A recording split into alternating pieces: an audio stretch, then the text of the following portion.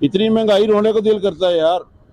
अब यही है, अल्लाह का अज़ाब आए, ये सारी दुनिया दफन हो जाए, हम तो यही कह रहे हैं। चोर है, करप्ट है, पेट्रोल का रेट भी इतना ज्यादा बढ़ गया है। भुखे अगे मरने पे। हाँ जी, 160 रुपए किलो आटा है, जो 50 रुपए किलो आटा सी। जी वालेकुम जी। पाकिस्तान में जिंदगी कैसे हुई? हाय हाय, पाकिस्तान में ज़िंदगी कैसे गुजर रही है आपके सामने ही है। हालात ही बहुत बुरे हो गए। बिजली का बिल भरें, घर का खर्चा चलाएं या घर का फीस भरें, क्या करें। बिल भरो, फीस आ जाती है, खाने का खर्चा, दूसरा खर्चा, मान से परेशान हो गए हम। इतनी महंगाई रोने को दिल करता है यार। समझ नहीं आ रही इतने बजट में कैसे हम गुजारा करें, कोई समझ नहीं आ रही। कितना दूध भेज लेते हैं, 2 मन 3 मन, बस इतना किसे कितना गुजारा करें।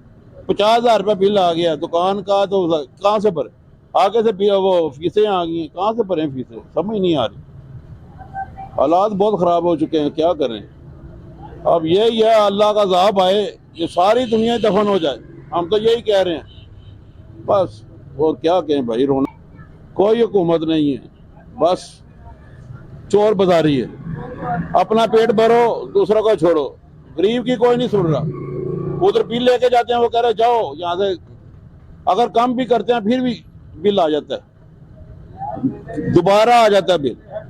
क्या बंदा करे अब। ਇਹਦਾ जनाब जी है लाइट वाले जीना हराम किया, जो ढिड घुट के रखी है वो बिल आ जाता जनाबे वाला। रोटी तो भुखे अगे मरने पे। हाँ जी, 160 रुपए किलो आटा है, जो 50 रुपए किलो आटा सी।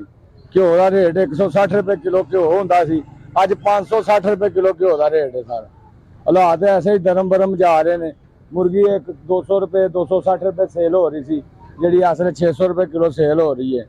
बेचारा मजदूर की दिहाड़ी की 1000 रुपया दिहाड़ी है सर। वो बेचारा 1000 रुपये नाल अपना घर चलाएगा या किराया देगा या बिजली का बिल अदा करेगा। बस इंजे गमो गमा चल रहा है। बस अल्लाह ही है मुल्क का, कोई सोचने वाला अल्लाह फरिश्ता आवे तो मुल्क को सवारे भाएन। ऐसे ही चल रहा सारा निजाम। हुकूमत को क्या कहना है? हुकूमत की करांगे, जोड़ा आएगा वो इहदे नालों वध आएगा, जोड़ा आएगा तब्दीली लैके आएगा। जी मैं तब्दीली लियांदी है, सानू तो बस तब्दीली जारे लाए आने ते रोटी तो असीं तंग होए हैं। मूँह साडे देखो सुक गए ने, भुख कट कट के। असीं आप खाइए, अपने बच्चों को खुआइए, या इस बिल नूं जमा कराइए। 15-18 हज़ार तो थले बिल ही नहीं। जोड़ा बिल 1500-1600 आंदा है, 18-18 हज़ार रुपया बिल आ रहा सर।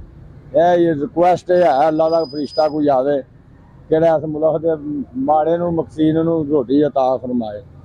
Thank you sir. जिंदगी कैसी गुजर रही है पाकिस्तान? बड़ी बोर लाइफ है इधर, महंगाई ने सबका बुरा हाल किया हुआ है। क्या वजह है?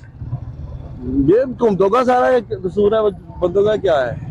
हमारी हुकूमत ही सारी ऐसे है, खाने वाले जो भी आता है खा पी के चला जाता है, अवाम का कोई सोचता ही नहीं है। सर ये पाकिस्तान में जिंदगी कैसी हुई? जिंदगी अजाब बनी हुई है। क्या वजह? वजह यह है कि आमदन कम है, अखराजात ज्यादा है। और अखराजात कैसे, बिजली के बिल जो है ना वो सबसे ज्यादा है। किसी का कोई रेट नहीं है अपना, हर आदमी का अपना रेट बना हुआ, लाकानूनियत है। कितना बिल है? 32,000 रुपए का बिल आया है घर का मेरे। तो आमदनी कितनी? आमदनी ये अब ये कर्जा उठा उठा के कर रहे हैं। पाकिस्तान में जिंदगी कैसी गुजरी? पाकिस्तान की जिंदगी पहला तो बड़ी अच्छी गुजर रही सी, लेकिन हुण जरा थोड़ी जी जड़ा ना तंग हो गई। जिन के बिजली के बिलों ने इसलिए इन्ना की सताए है कि हर बंदा जरा ना परेशान है। जिन के 8-10 हज़ार तो बिल जरा ना मामूली जरा ना गल है। 8600 रुपया जिन के बिल आया सी इस महीने, ते बाकी जरा ना औखे हुए हालात। इतनी सी रेडी पे तो आपने वो लाइट सेट रखी हुई है थी। हाँ, ये बैटरी चला रहे हैं। दूसरी लाइट जो है ना छोड़ दी है, वो जो है ना बहुत जो है ना उसमें जो है ना वो पड़ता है खर्चा, तो वो छोड़ के बैटरी लगा दी है। जिंदगी कैसी गुजर रही? अल्लाह माफी दे, बस अल्लाह ताला इन्हां नूं हिदायत देवे। ये तो मुल्क नूं तबाह कर छड़िया है। एक बंदा खा नहीं सकता छुट्टी, बस मर सकते वो खा नहीं सकते। क्या वजह?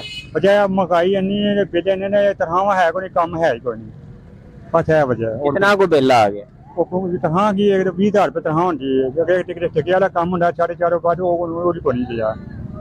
हालात बहुत नादा कोई नहीं, दुखी हालात है पाकिस्तान में। क्या वजह? महंगाई इतनी है भाई, हर बंदा तो परेशान है, कारोबार है को नहीं है। मजदूर की मजदूरी तो बढ़ी नहीं है, मजदूरी तो उधर ही है। हर शहर को आग लगी हुई है। मजदूर ने क्या करेगा मुझे बताओ? दूध पिएगा, बच्चों पढ़ाएगा, खुआएगा, क्या करेगा? वहाँ बहुत परेशान। समझो कि मरने वाले काम है, खुदकुशी वाला काम है, बंदे नहीं बच सकते। पाकिस्तान में जिंदगी कैसी गुजरी? ਇਹ ਸਾਡੀ ਜ਼ਿੰਦਗੀ ਹੈ ਹੀ ਕੋਈ ਨਹੀਂ। क्या वजह?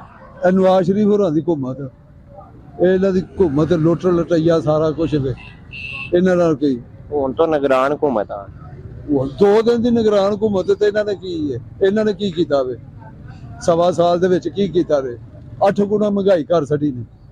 कौन सा हुक्मरान आना चाहिए? ਇਮਰਾਨ ਹਾਂ ਆਉਣਾ ਚਾਹੀਦਾ। ਹਾਲੇ ਅਸੀਂ ਇਸ ਪਾਰਟੀ ਤੇ ਨਹੀਂ, ਅਸੀਂ ਪੀਪਲ ਪਾਰਟੀ ਦੇ ਆ, ਬਾਕੀ ਉਹ ਸਹੀ ਹੈ, ਉਹਨੂੰ ਆਉਣਾ ਚਾਹੀਦਾ।